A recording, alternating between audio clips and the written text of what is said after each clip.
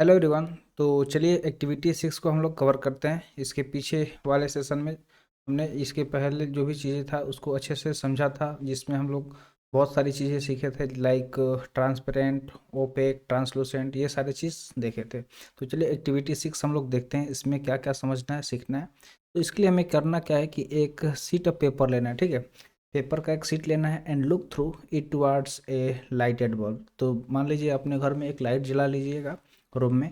उसके बाद एक पेपर को लेना है और उसके थ्रू देखना है, यानी कि पेपर के थ्रू देखना है।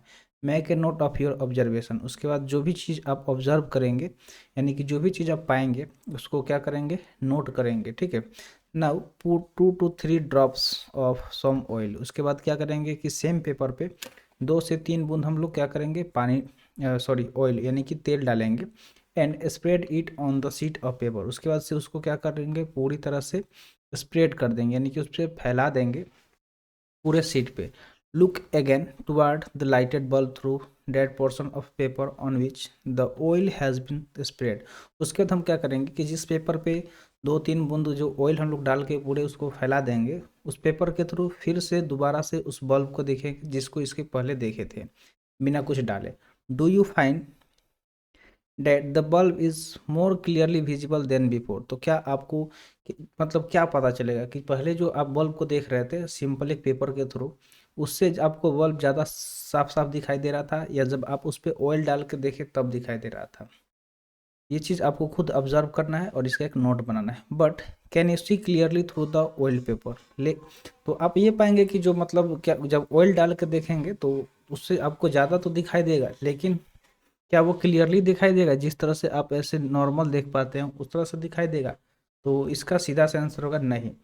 Is everything on the other side of it visible. तो क्या दूसरी तरफ जो भी चीज़ें होगा वो विजिबल होगा? लाइक आप कुछ बुक रख के अगर उस तरह से पढ़ना चाहेंगे सामने पेपर डाल के जिस पे ऑयल स्प्रेड किया गया हो, तो क्या वो विजिबल होगा? परहैप्स नॉट, शायद नहीं, ठीक है। तो शायद नहीं, ऐसा नहीं होगा। The material through which object can be seen, यानी कि वो मटेरियल जिसके आर पार हम लोग देख सकते हैं बट नॉट क्लियरली, लेकिन साफ साफ नहीं देख सकते, आर नोन एज ट्रांसलूसेंट, ठीक है। तो पीछे के सेशन में हमने ट्रांसपेरेंट और ओपेक देखा था। यहाँ पे हम लोग एक्टिविटी 6 करके,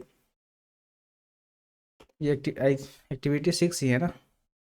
हाँ एक्टिविटी 6 है, इसको करके हम लोग ट्रांसलूसेंट का एग्जाम्पल देखे। तो अब आप पाए मतलब सीधा सा बात है कि आपको ये याद रखना है कि वैसा मटेरियल, ठीक है, जिस के आर पार हम देख तो सकते हैं लेकिन क्लियरली नहीं देख सकते, उसको ही हम लोग ट्रांसलूसेंट बोलते हैं, यानी कि धुंधला धुंधला आपको दिखाई देगा। तो remember the oily patch on the paper when we tested food items for presence of fats. तो आपको याद होगा कि जब पीछे वाले चैप्टर में हम पढ़ रहे थे तो उसमें हम लोग फैट चेक करने के लिए क्या किए थे, जो ऑयली फूड था उसको पेपर रखे थे, तो वो क्या हुआ था, पता चल रहा था कि उसमें फैट है या नहीं। तो फूड को टेस्ट करने के लिए डेट वाज ट्रांसलूसेंट टू, तो वो भी क्या हो सकता है, ट्रांसलूसेंट हो सकता है, यानी कि वो भी उसके थ्रू भी आर पार तो दिख सकता है लेकिन क्लियरली नहीं दिख सकता है। Can you think of some more example of translucent material. तो क्या इसके अलावा भी आप कुछ और सोच सकते हैं ऐसे एग्जाम्पल जो ट्रांसलूसेंट हो? तो आप इसको सोचिए और आप पता कर पाते हैं तो कमेंट सेक्शन में ज़रूर बताइए। We can therefore group material as opaque. तो हम लोग क्या कर सकते हैं कि जो भी मटेरियल है उसको ओपेक, ट्रांसपेरेंट और ट्रांसलूसेंट तीनों में ग्रुप करेंगे, ठीक है। यानी कि ग्रुप करके इस तरह से आप एक चार्ट बना लेना है। एक देखिए इधर साइड में आपको दिखा दे रहे हैं, ठीक है। इस तरह से आपका जो पेज होगा 3 पार्ट में इसको डिवाइड कर देना है, एक में ट्रांसपेरेंट, एक में ट्रांसलूसेंट और एक में ओपेक, इस तरह से। और इसको इस तरह से नोट डाउन करते रहना है कि आपको कितने एग्जाम्पल किसका मिल रहे हैं। तो चलिए यहाँ पे पहेली जिसके बारे में हम लोग शुरू से ही देख रहे हैं उसका नाम आया है कि वो सजेस्ट कर रही है covering the glass of a torch with your palm at the dark places. तो क्या कर रही है कि जो पहेली है यहाँ पे आप पिक्चर में देख पा रहे होंगे, फिगर जो दिखाया गया है 4.9 में, यहाँ पे ये देख पा रहे होंगे ये फिगर 4.9 में। ये पहेली क्या कर रही है कि जो टॉर्च जला रही है, आपके घर में भी अगर टॉर्च होगा तो अंधेरे रूम में जाइएगा, डार्क रूम, और वहाँ पे आप उसको जला के टॉर्च को, और वो जो ग्लास होगा उसको अपने हाथ से जिस तरह से यहाँ पे कवर किया गया है कवर करना है। उसके बाद उसका स्विच को ऑन करना है and observe the other side of the palm. उसके बाद आप दूसरे साइड में जब देखेंगे तो ये पूरा हैंड जो है आपका रेड रेड दिखाई देगा। तो वो क्या जानना चाहती है, she wants to know whether palm of your hand is opaque. तो क्या जो हमारा शरीर जो हाथ है, ठीक है, यानी कि जो हमारा पाम है वो हमारे हाथ का वो क्या ओपेक है, क्योंकि उसके आर पार भी तो लाइट दिखाई दे रहा है। क्या वो ओपेक है, ट्रांसपेरेंट है या ट्रांसलूसेंट है, तो आपको बताना है कि वो क्या है। तो आप खुद ऑब्जर्व करिए और बताइए कमेंट सेक्शन में कि आपको क्या पता चल रहा है। We learn that material differ in their appearance and the way they mix in water or other liquid। तो हमने यहाँ पे क्या क्या सीखा कि वैसे मटेरियल जो अलग अलग है किसमें, उनके उनके देखने में, यानी कि उनको देख रहे हैं तो उनके दिखावा में अलग अलग है, and the way they mix in water. और फिर उसके बाद हम लोग ये भी देखें कि जब उसको वाटर में या फिर अदर लिक्विड में मिक्स कर रहे हैं तो वो भी देख रहे हैं मटेरियल देखे। दे में फ्लोट, तो कुछ क्या हो रहा है कि तैर रहे हैं, ठीक है, यानी कि फ्लोट कर रहे हैं, तैर रहे हैं, और उसमें से कुछ ऐसे भी हैं जो सिंक हो जा रहे हैं, यानी कि डूब जा रहे हैं इन वाटर, और मे बी ट्रांसपेरेंट, ओपेक और ट्रांसलूसेंट। तो कुछ ऐसे भी ऑब्जेक्ट हैं जो पानी में डूब जा रहे हैं, कुछ तैर रहे हैं, कुछ ऐसे हैं जिसके आर पार हम लोग देख पा रहे हैं, कुछ ऐसे मटेरियल हैं जिनके आर पार हम लोग नहीं देख पा रहे हैं, जिनके थ्रू नहीं देख पा रहे हैं, और कुछ ऐसे हैं जिनके थ्रू देख तो पा रहे हैं लेकिन क्लियरली नहीं देख पा रहे हैं। तो ये सारे अलग अलग टाइप्स हैं मटेरियल के। Material can be grouped on the basis of similarities और डिफरेंसेस इन देयर प्रॉपर्टीज़। तो जो मटेरियल है उनके को उनके सिमिलरिटी यानी कि समानता, उनके डिफरेंसेस और उनके प्रॉपर्टीज़ के आधार पे आप उसे ग्रुप कर सकते हैं। Why do you need to group materials. तो फिर आपके मन में सवाल आएगा कि हमें इसको ग्रुप में यानी कि समूह में रखने की क्या आवश्यकता है, जो भी मटेरियल है उनको समूह में रखने की क्या आवश्यकता है। तो इन एवरीडे लाइफ, अगर हम अपने डेली लाइफ में देखें तो we often group material for our convenience, यानी कि आप अपने लिए ही आप क्या करते हैं, चीज़ों को ग्रुप वाइज करके रखते हैं ताकि उससे आपको फ़ायदा हो। अगर आप घर पे देखें तो we usually store things in such a manner that similar object are placed together. तो हम लोग घर पे ही क्या करते हैं, चीज़ों को इस तरह से सजा के रखते हैं कि जब हमें ज़रूरत होती है तो हम उसको ले लेते हैं। जैसे खाने पीने का चीज़ आपको कहाँ मिलेगा, किचन में मिलेगा।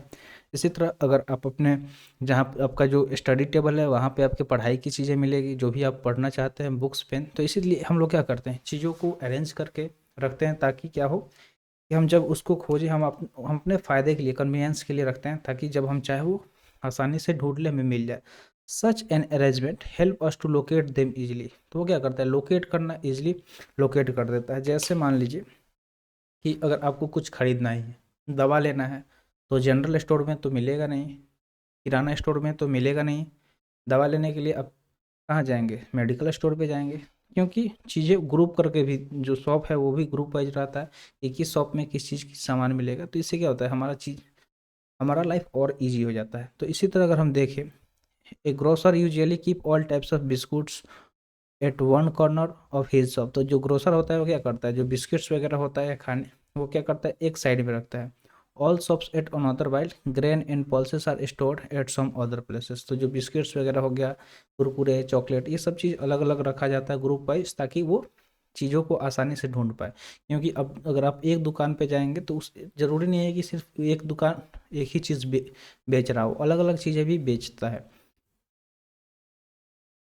जैसे मान लीजिए कि आप बुक लेने गए, तो जब आप क्लास 6 में हैं और आपको क्लास 6 का बुक चाहिए, तो बुक अगर सबको मिक्स करके रख दिया जाए तो आपको बुक लेने में काफ़ी टाइम लग जाएगा। आपको जब दुकानदार बुक देगा तो उसको काफ़ी टाइम लगेगा ढूंढने में, और वही वो 6 का अलग रख दिया होगा तो तुरंत जाएगा 6 वाले सेक्शन से उठा के आपको बुक दे देगा।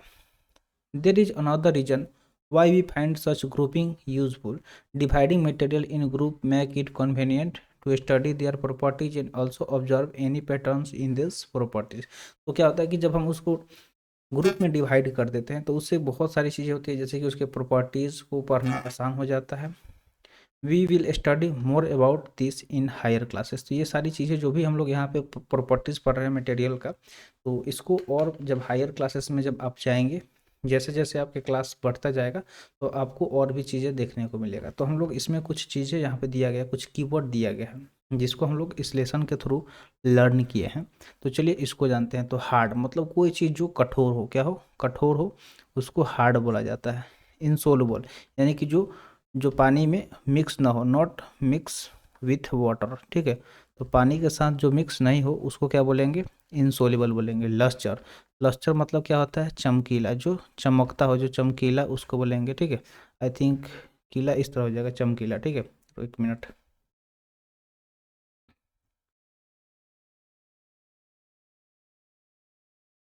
चमकीला, ठीक है।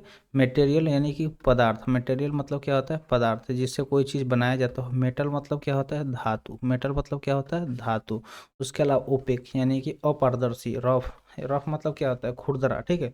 सोलुबल यानी कि जो पानी में मिक्स हो जाए। ट्रांसलूसेंट यानी कि जिसके आर पार हम लोग देख तो पा सकते हैं लेकिन क्लियरली विजिबल नहीं होता है। और ट्रांसपेरेंट मतलब जिसके आर पार हम लोग क्लियरली देख पाएँ। तो ये सारे कीवर्ड हैं जो इस चैप्टर के थ्रू हम लोग लर्न किए हैं। यहाँ पे पूरे, चलिए एक समरी देख लेते हैं पूरे चैप्टर का।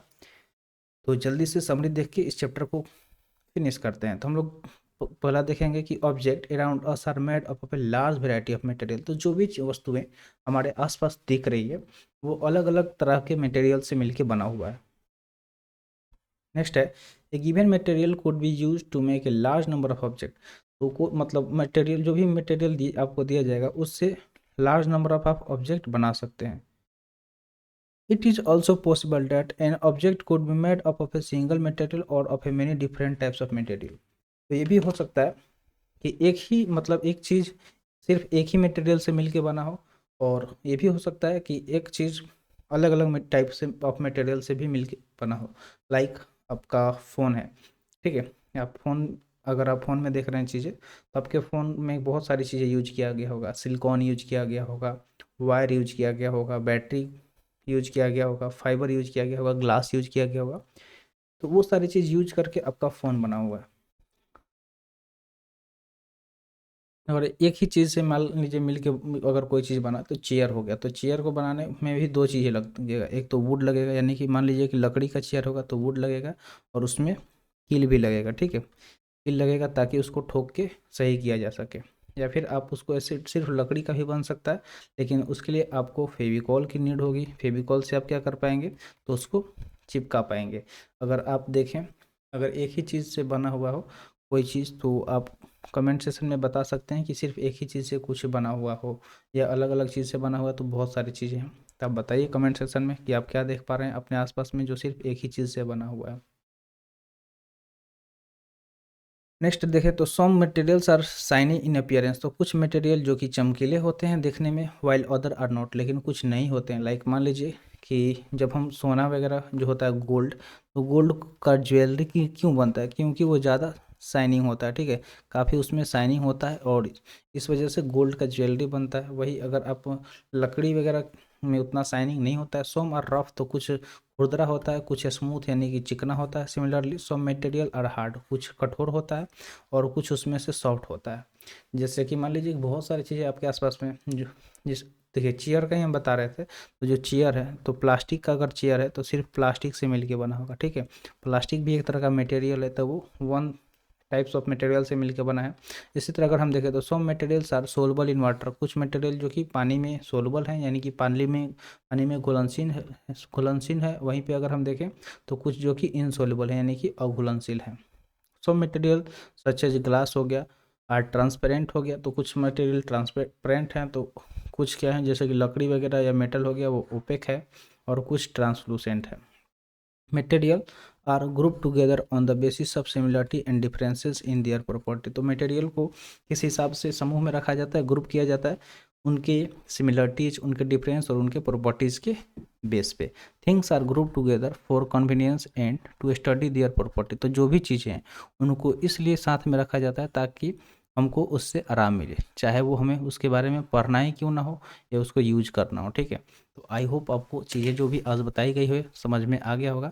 तो ये चैप्टर यहीं पे फिनिश हो गया। इसका जो भी क्वेश्चन वगैरह आप खुद से ट्राई कीजिए बनाने का, आपको सारे का आंसर मिल जाएगा। बाय द वे, अगर आपको कोई क्वेश्चन इसमें सही से समझ में नहीं आता है तो आप कमेंट सेक्शन में कमेंट करिएगा, I will help you personally. So thank you for this session. मिलते हैं फिर नेक्स्ट सेशन में।